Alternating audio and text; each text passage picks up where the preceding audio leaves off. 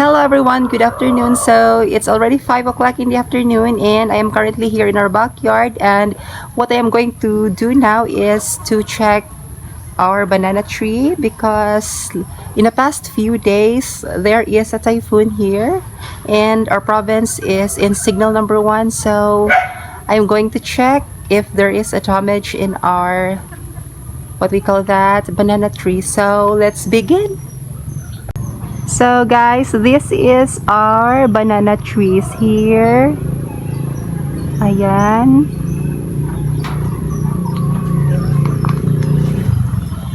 And I'm going to check if there are some damages here. And look at that. So ayan, so ito yung isa sa mga damage. Ayan, natumba siya ng dahil sa sa bagyong Christine. Yes, it's Typhoon Christine. Natumba itong banana tree ng dahil sa bagyong Christine. Ayan. So, what my father did is kinuha niya yung mga dahon. Ayan.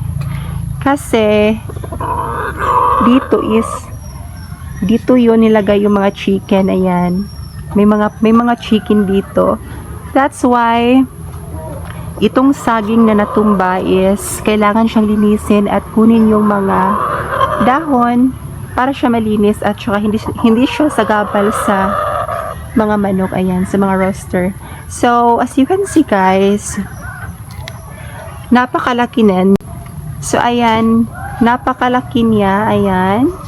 So sayang dahil nakuan siya, no, natumba siya dahil sa bagyo. Ayan, sobrang lakas kasi ng hangin ng bagyong Christine. So ayan, actually malaking puno ito na saging. Ayan. And hindi pa ito hindi pa ito siya pwedeng kainin. Kasi hindi pa siya, anong tawag dun sa Tagalog, yung sa Bisaya is gulang. Ayan. So sayang siya dahil nasira siya dahil sa bagyo. And meron pa dito. So damage ito sa Typhoon Christine. Kasi our province here is in signal number 1. That's why nakaladkad yung mga puno ng saging. Ayan. So as you can see guys, is from the tip of the soil. Ayan, nakaladkad siya dahil sa sobrang lakas ng hangin. Ayan. But this one is wala itong bunga. Ayan, wala itong bunga. And look at the chicken. The chicken is in the house. Charot. So as you can see, itong isang puno is wala siyang bunga. Ayan, nilinis na, wala na yung dahon niya. Ayan, nilinis na siya. And ito yung ibang mga puno. Mga puno ng saging. Ayan. So ayan guys, magtingin-tingin pa tayo dito kung meron pang mga damage. Ayan. So here, may nakita akong puso ng saging. Ayan. So ayan, may puso ng saging dito. Masarap yan gawing adobong puso ng saging at saka tortang puso ng saging. Ayan. At saka dalawa sila. Ayan, yung isa at yung isa. So dalawa sila, no. Ayan, so may nandun pa. Ayan. So lahat ng iyon is pag-aari namin. Yan, yung mga puno ng saging dyan. Ayan. So doon is parang walang nakaladkad na puno ng saging. Ayan. So wala siya guys. And let's go back here. Kasi dito kasi yung medyo malakas yung hangin. That's why dito yung area na maraming nakaladkad na puno ng saging. Ayan. So dito is may puso pa. Ayan. So sobrang daming puso ng saging dito. Ayan. Hindi siya gano'ng makita kasi medyo madilim na dito sa paligid namin. Ayan. Kasi nga malapit na gumabi. Ayan. So this meron pa dito, oh. Ayan. So, sayang siya, guys. So, as you can see is, nandito lang siya sa lupa. Ayan. Ayan, bumagsak siya dahil sa sobrang lakas ng hangin dala ng bagyong Christine. Ayan. Because of the Typhoon Christine, ayan. Ito yung nangyari sa aming mga saging. Ayan. So, sayang siya, guys. Ayan. Ayan. Sayang siya.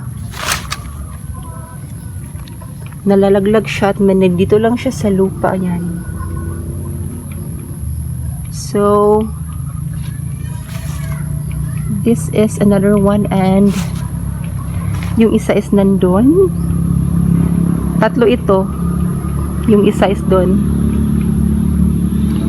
So, ito yung nangyari sa mga puno namin ng saging noong bagyo. So, ayan. So, sobrang lakas ng hangin, ayan, nakaladkad yung puno ng saging, ayan. As what I have noticed, yung mga nalalaglag is yung may mga bunga. It's because siguro na ano siya, ayan. Siguro, sa bigat ng kanyang bunga is madali siyang malalaglag, madali siyang makaladkad dahil sa mabigat yung kanyang bunga. Ayan.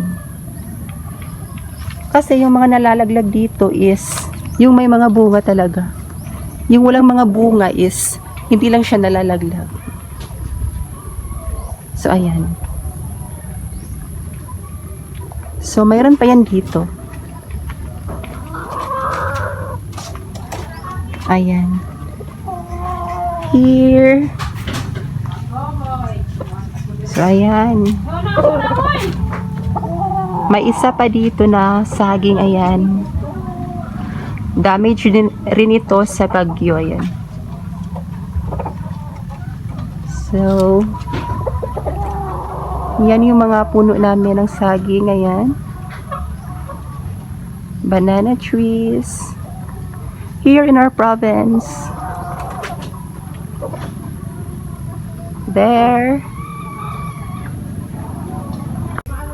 So, ayan guys, sa ilalim ng mga puno ng saging na ito is, nandito nakalagay yung mga chicken, ayan. So, we have here, the cute one, ayan, hello.